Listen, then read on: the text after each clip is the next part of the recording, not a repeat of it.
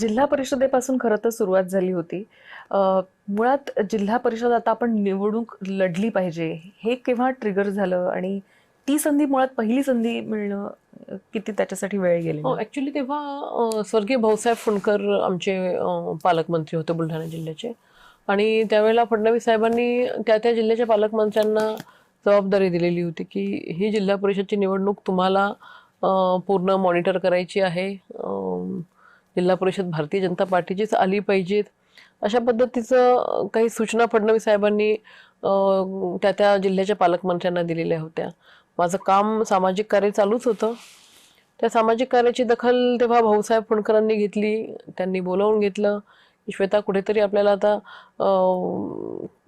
राजकारणामध्ये ॲक्टिव्ह होण्यासाठी निवडणुकीच्या माध्यमातून आपण हे काम पुढे नेलं पाहिजे. एक लोकप्रतिनिधी म्हणून आपण काम केलं पाहिजेत. आणि मी पण लगेच हो म्हटलं, कारण की जिल्हा परिषद ही ग्रामीण भागासाठी खूप मोठं एक संस्था आहे. मिनी मंत्रालय त्याला म्हटलं जातं.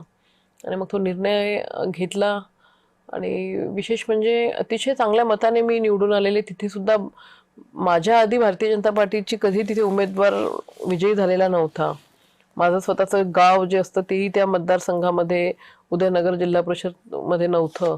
परंतु कार्यकर्ते चांगले होते, लोकांची साथ चांगली मिळाली आणि ते सगळं शक्य होत गेलंय.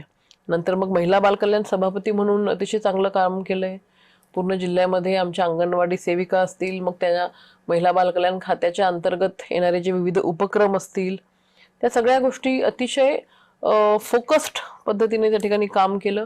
आणि महिला बालकल्याण समितीचं काम करत असतानाच जो उदयनगर माझा जो जिल्हा परिषदचं क्षेत्र होतं, त्या क्षेत्रामध्ये सुद्धा अतिशय चांगल्या पद्धतीचे रस्ते असतील, जिल्हा परिषदेच्या शाळा असतील, किंवा मग गावातल्या अंतर्गत काय सुविधा असतील, सभामंडप आहेत, नाली आहे, किंवा वॉटर प्युरिफायर्स आहेत, एक मॉडेल म्हणून तो मतदारसंघ किंवा ते उदयनगर क्षेत्र त्या ठिकाणी विकसित केलं. आणि त्याच्यामुळे पूर्ण उदयनगर जिल्हा परिषद सर्कलमध्ये ताईंच्या माध्यमातून विकासात्मक बदल घडत आहे, अशा पद्धतीचं चित्र हे पूर्ण मतदारसंघामध्ये गेलं. आणि अल्पावधीतच म्हणजे 2च वर्षामध्ये विधानसभेच्या निवडणुका लागल्यात आणि पुन्हा पक्षांनी मला संधी दिली विधानसभेची. आणि 2019 मध्ये मी पहिल्यांदा आमदार म्हणून त्या ठिकाणी निवडून गेले.